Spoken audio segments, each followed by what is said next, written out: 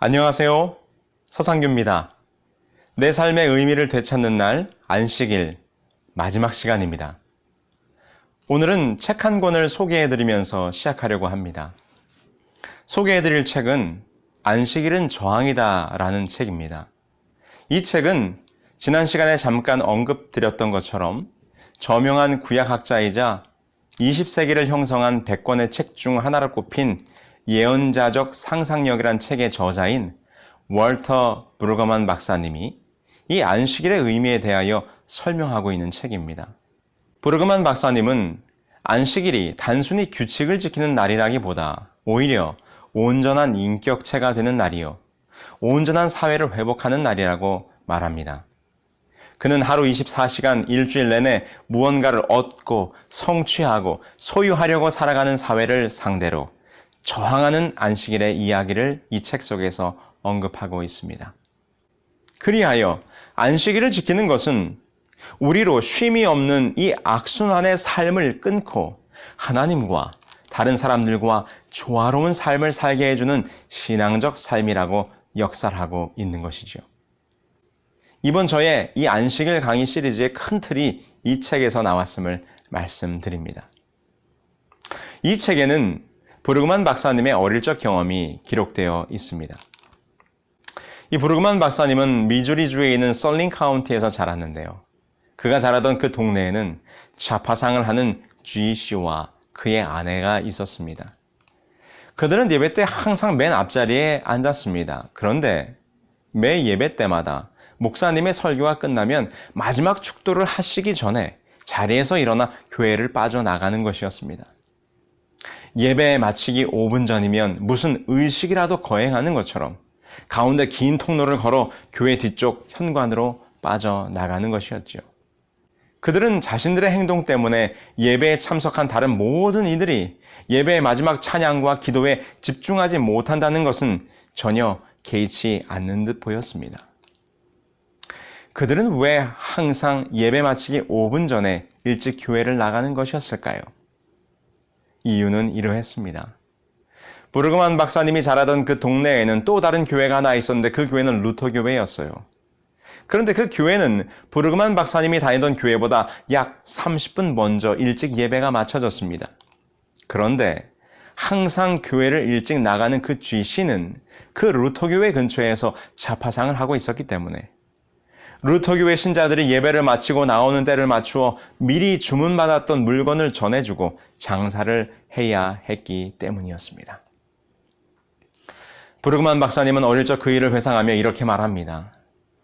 어린 나는 G씨가 루터교회 신자들에게 주문을 받고 그들의 돈을 벌어들이려면 그 신자들이 예배를 마치는 시간에 맞춰 우리 교회를 떠나야 했을 테니 하나님을 예배하면서도 대체 얼마나 자주 자기 시계를 들여다보았을지 궁금했다. 여러분 생각해 보십시오. 그 예배를 하나님이 기뻐 받으셨을까요? 여러분 같으시면 예배드리러 몸은 왔는데 온통 그 마음은 빨리 가서 가게 문을 열고 장사를 해야지 생각하고 있는 그 사람의 예배를 여러분 같으면 받으시겠습니까? 우리 하나님께서도 그런 안식일 예배는 받지 않으실 것입니다. 여기 선지자 이사야의 다음과 같은 책망이 기록되어 있습니다. 너희가 내 앞에 보이러 오니 이것을 누가 너희에게 요구하였느냐? 내 마당만 밟을 뿐이니라. 헛된 재물을 다시 가져오지 말라. 분향은 내가 가증히 여기는 바요. 월삭과 안식일과 대회로 모이는 것도 그러하니 성회와 아울러 악을 행하는 것을 내가 견디지 못하겠노라. 내 마음이 너희의 월삭과 정한 절기를 싫어하나니 그것이 내게 무거운 짐이라. 내가 지기에 곤비하였느니라. 너희가 손을 펼 때에 내가 내 눈을 너희에게서 가리고 너희가 많이 기도할지라도 내가 듣지 아니하리니. 이사야 1장 12절로 15절에 있는 말씀입니다. 지금 여호와께서 그의 선지자 이사야를 통하여 이스라엘 백성들에게 이렇게 말씀하십니다. 너희들이 내 앞에 제물을 드리러 예배하러 오지만 그저 성소의 마당만 밟을 뿐 그 예배가 가증한 것이라고 말씀하십니다. 마음도 없이 그저 예배의 행위만을 위해 나아오는 이스라엘 백성들의 가식을 보면서 내가 가증히 여긴다고 하시는 것입니다. 한마디로 그런 예배는 역겹다는 것입니다. 그리고는 계속해서 말씀하시죠. 그런 예배를 미워하시고 싫어하시며 그렇게 올리는 기도는 아예 듣지 않으실 것이라는 것입니다. 그런데 여기 잘 보십시오. 그들이 드리는 그 가증한 예배에 제물을 드림과 분향과 월삭과 집회와 성회와 그리고 안식일이 포함되어 있는 것입니다. 이스라엘 백성들이 계명에 기록된 안식일은 기억하고 지키고는 있었지만 그들의 안식일은 형식과 의식만 있을 뿐 안식일의 진정한 의미가 다 사라져 버렸다는 것입니다.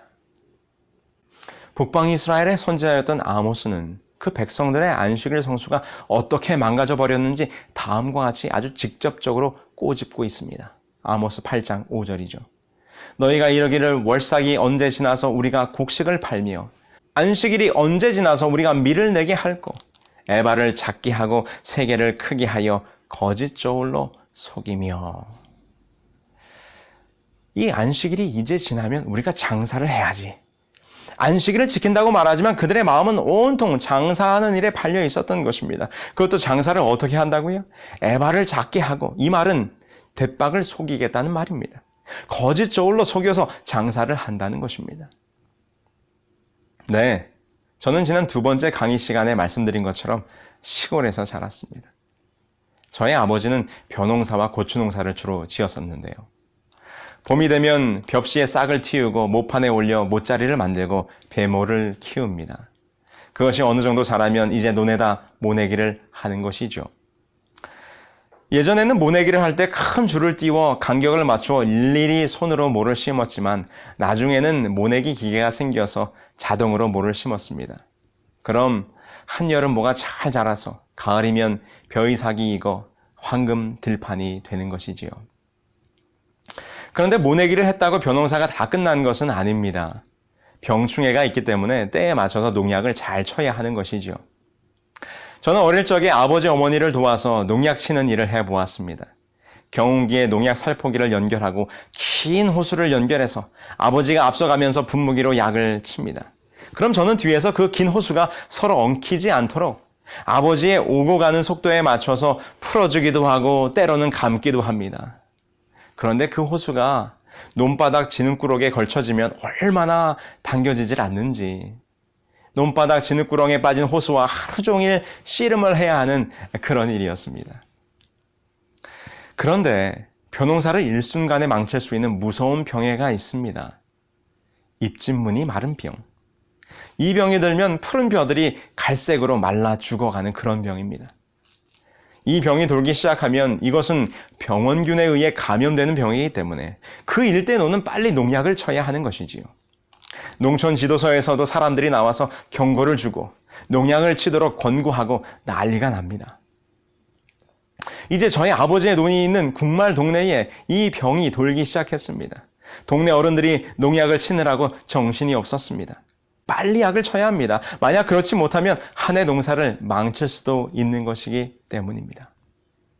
그런데 저희 아버지는 그날 아침 경운기를 몰지도 않았고 농약을 타지도 않았습니다. 머리를 정갈하게 빗으시고 양복을 깨끗하게 입고 구두를 신고 성경 가방을 들고 동네 교회로 가십니다. 왜요? 그날이 무슨 날이었을까요? 그렇습니다. 그날은 안식일이었습니다. 교회를 가는 아버지를 보고 동네 어른들이 소리를 칩니다. 어이 서신혜, 너네 약 쳤어? 아니요, 아직 못 쳤습니다. 아이고, 올해 농사 망치면 어쩌려고 그래? 오늘 안식일이어서요. 오늘 지나고 내일 치면 되겠죠. 그렇게 대답하시는 아버지의 얼굴은 걱정과 불안이 아니라 안식일을 마음껏 누리는 평안과 기쁨의 표정이셨습니다. 여러분, 예수님께서 오셔서 우리들에게 이런 가르침을 주셨습니다. 마태복음 6장 24절이죠.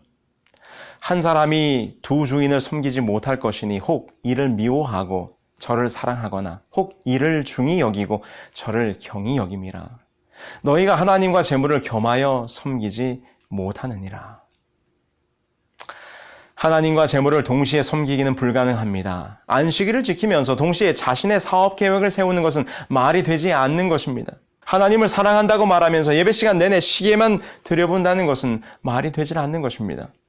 안식일을 거룩히 지킨다고 말하면서 안식일 예배 중에 걸려오는 전화는 뭐가 그리 중요한 것입니까?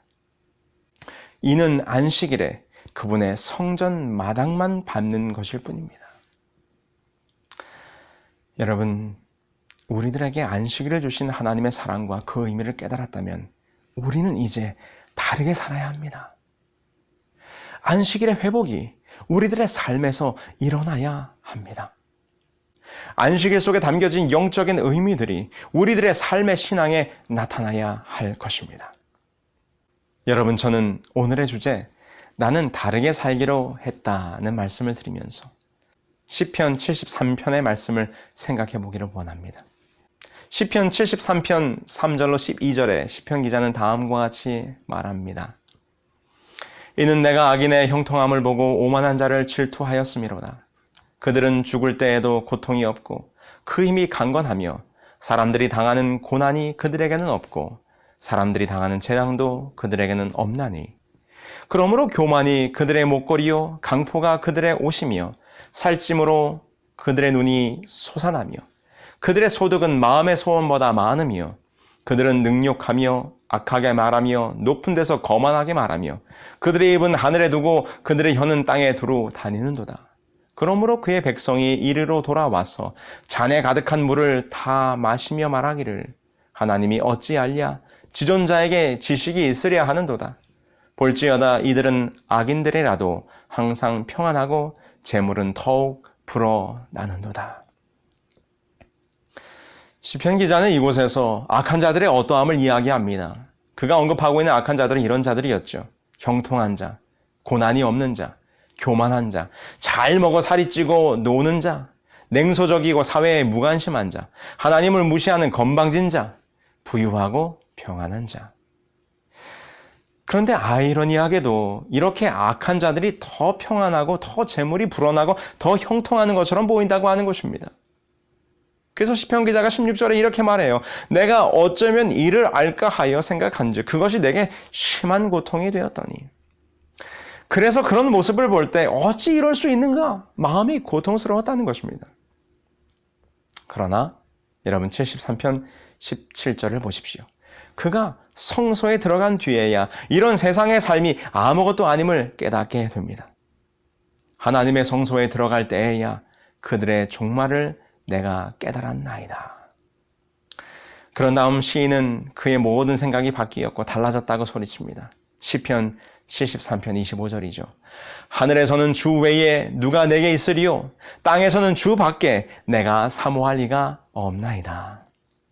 이 세상의 것들이 매력적으로 보이지만 그런 것들은 다 부질없고 쓸모없는 것임을 깨달은 시편 기자는 오직 주 밖에 없음을 고백하고 있는 것입니다. 그리고 그는 23절에서 이렇게 고백합니다.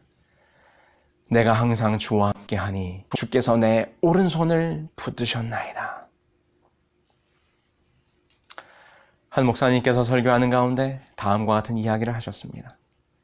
치열한 전쟁터를 피하기 위해서 700마일을 걸어 마침내 국경을 넘어 무사히 탈출한 한 난민 여성에 대한 이야기였습니다. 이 여성은 8살짜리 소녀와 함께 온종일 걸었습니다. 700마일을 걷는 동안 이 어린 소녀는 이 여성의 손을 꼭 붙잡고 놓지 않았습니다. 전쟁의 무서움과 두려움 속에서 그 손을 놓치면 안 되는 것을 그 어린 소녀는 알고 있었던 것이지요. 마침내 그들이 국경을 넘어 안전한 지역에 도착하자 그 소녀는 비로소 잡았던 손을 놓았고 그 여성은 자기의 손을 바라보게 됩니다. 그런데 그 어린 소녀가 잡았던 그 손은 피부가 벗겨져 피가 흐르고 살가죽이 벌어져 있었습니다. 어린 소녀가 두려운 나머지 그 여인의 손을 꼭 잡고 놓지 않았기 때문이었습니다.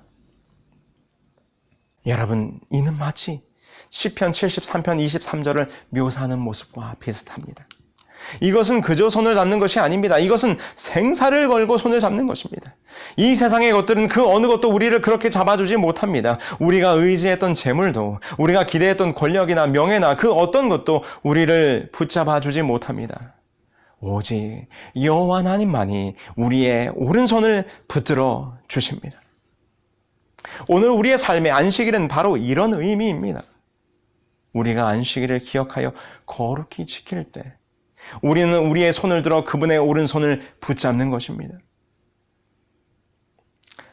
세상의 유혹, 세상의 근심, 세상의 욕망, 세상의 재물, 세상의 힘과 권력, 더 갖고 싶고 더 누리고 싶은 것들의 욕망을 멈추고 우리의 일상의 삶을 멈추어 안식일을 기억할 때 하나님께서 우리의 손을 붙잡아 주실 것입니다. 그 어떤 것으로도 떼어날 수 없는 그분의 능력의 오른팔이 우리를 잡아 주실 것입니다. 여러분들이 궁금해하실까 봐 말씀을 드립니다. 입진문이 마른 병이 돌아 난리가 난 와중에도 안식일이라 농약을 치지 않고 교회로 가신 아버지, 과연 그 해 저희 집 벼농사는 어떻게 되었을까요? 하나님께서 저희 집 논을 잘 지키셨습니다. 저는 한 번도 저희 집 벼농사가 망하는 모습을 본 적이 없습니다. 그것이 저의 아버지가 그의 삶을 통해 저에게 보여주신 안식일을 지키는 자의 삶이었습니다. 여러분, 우리의 삶은 달라야 합니다. 세상의 가치와 세상의 기준이 아니라 하나님께서 우리에게 허락하신 안식일의 가치와 그 의미가 살아있는 삶이 되어야 합니다. 여호와 하나님께서 허락하신 안식일, 이 세상을 창조하시고 우리를 구원하사 그것을 기념토록 하신 날, 이 세상의 삶을 멈추고 하나님께로 나아와 그분이 주시는 참된 평안과 쉼을 누리는 날, 그 안식의 축복에 함께하지 않으시겠습니까? 내 삶의 의미를 되찾는 날 안식일, 그 진정한 안식일의 의미가 여러분들의 인생의 의미가 되기를 간절히 소망합니다.